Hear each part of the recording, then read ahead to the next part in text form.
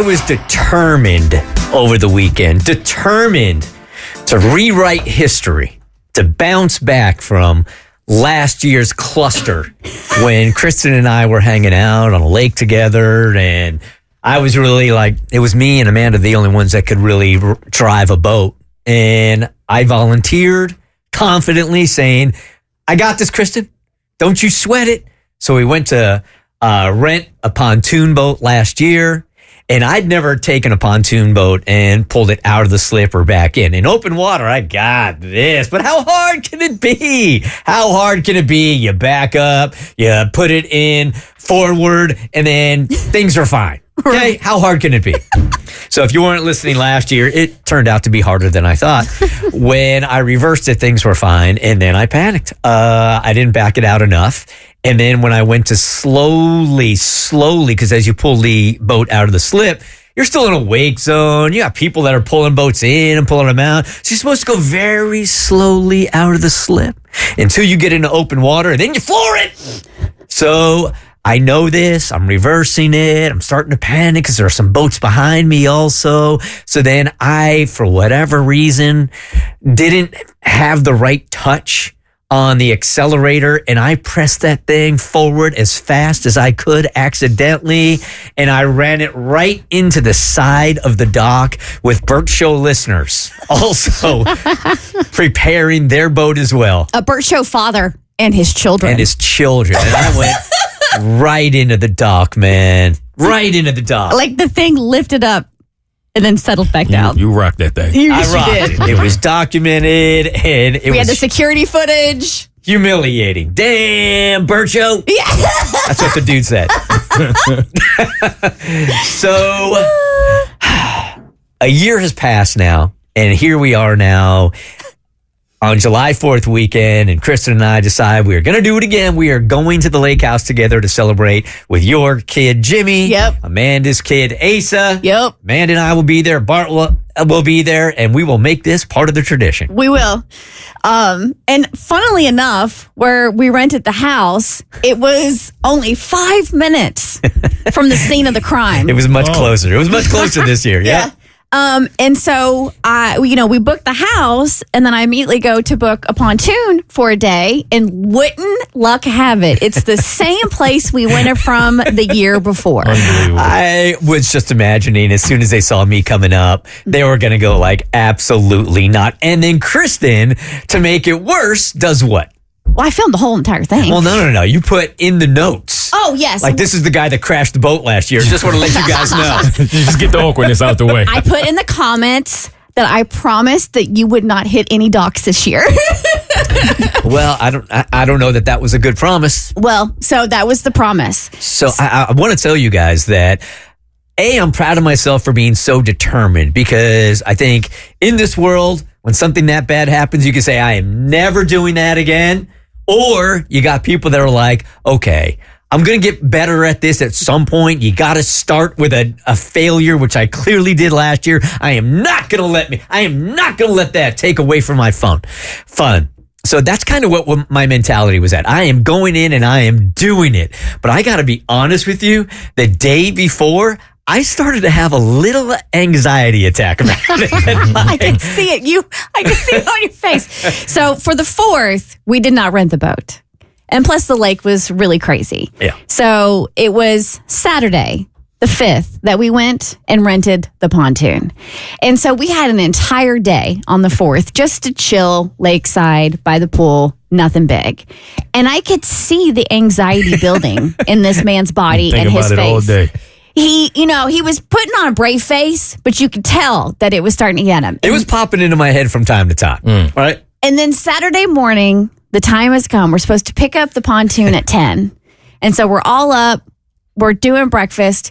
What does this one do? Hulk comes in. I don't know if it's because he was nervous or not, but he breaks the coffee maker. Oh, yeah. Oh, that's a sign. It's a bad omen for sure. Well, in a half an hour, we'll get into the comedy of errors of the entire weekend for me. But outside the coffee maker, Yes. I was focused. Okay. So, of course, we want to make him as at ease as possible. Yeah. So, if you've ever watched the show Ted Lasso, all right, they have a sign that says believe above the door that they all like, in the locker room. In the locker room. Yeah. In the locker room above the coach's, office door. Yeah. There's a sign that says believe, but it's a little skew. It's always a little crooked. So, we made a believe sign, put it a little bit of crooked above the door as you exit the lake house, right?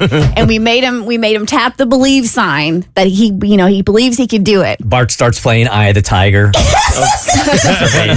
than the Titanic theme. That would have been better. So we get into the car. I'm driving, and then Amanda's sitting shotgun, and then Bert's in the back. So it's the three of us. We opted not to take the kids to the dock just for safety precautions. Yeah, because that could be scarring. Yeah, for sure. Yeah, not them being on the boat, just watching what Yes. potentially could happen. And so you were I'm trying to like describe your vibe because you were a calm, quiet, but I could feel a little bit of nerves from you. I was trying to play it out in my head on exactly how I was going. I was visualizing. Go slow while you're backing up. Go super slow when you go forward also. Give yourself plenty of room. So I was going over the whole thing in my head. Yeah. All of it. So we get there, we check in, no problem. He's sitting there, she's going over safety precautions.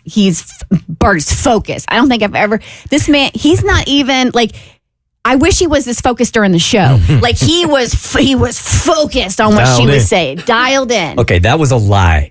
I don't know anything she said. Okay. She's going through all the checklist of the boat, and I'm saying yes, yes, and I'm looking like I'm focused on it because I want them to give us the boat. Yeah. So I'm like, yes, got it. I didn't hear a word she said.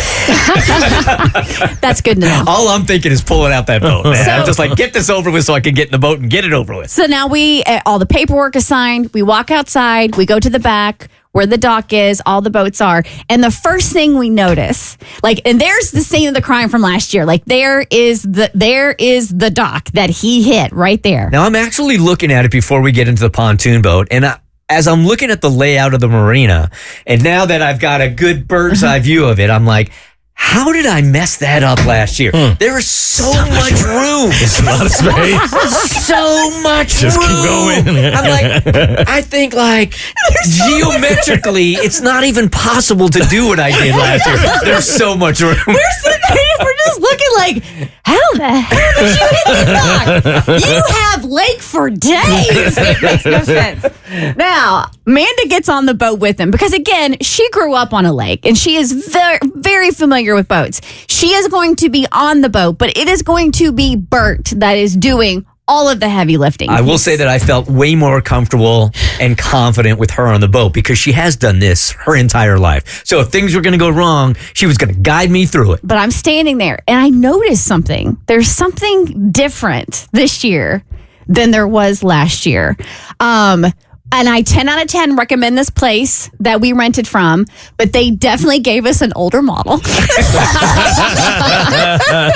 was not as nice of a boat as it was last year. And to be fair, we rented later, so maybe that came into play, but that was the only pontoon they had left to rent to us. Maybe that's But I definitely noticed it was one of the more vintage boats of the fleet. Yeah, maybe so. Maybe so. The classic version. But then I'm looking and I'm counting and I'm like, 1, 2, 3, 4. They had 4 people helping Bert get out of the slip. And they did not have that many people last year. They're going through the checklist of things, and that's when I was focused. He's telling me exactly where all the life jackets are and all that. Yeah. So now I'm locked in on the whole thing. And I, quite honestly, I'm like, this could have gone on for an hour and I would have been fine. I was in no rush to get into that boat and try to back it up. So they give me the checklist. Finally, Amanda and I are on the boat and it's time, right?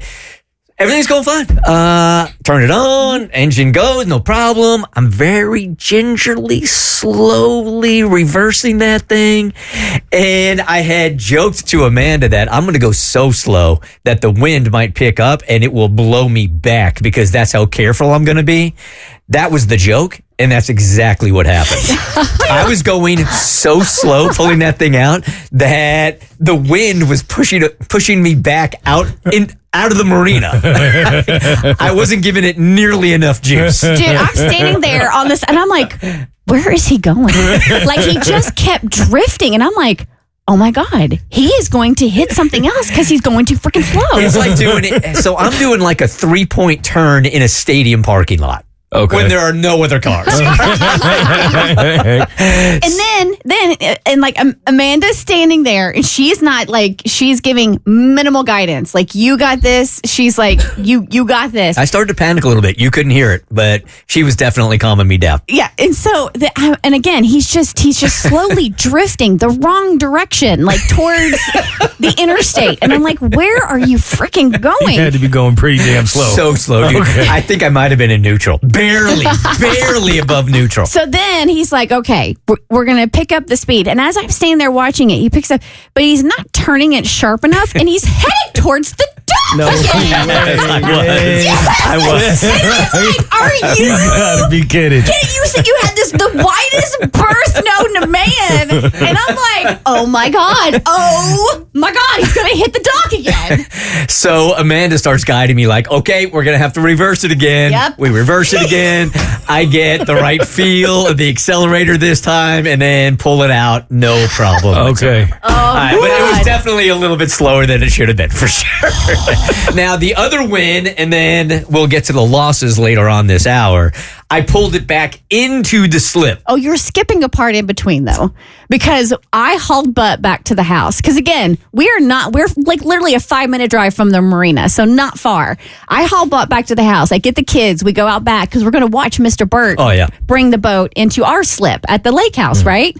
And so he's coming in, and I'm watching. I'm like, wow. And it's a cove, and it's going to be a little bit on the tricky side. And I'm like, all right, this is going to be a true test. Amanda was driving. Yeah.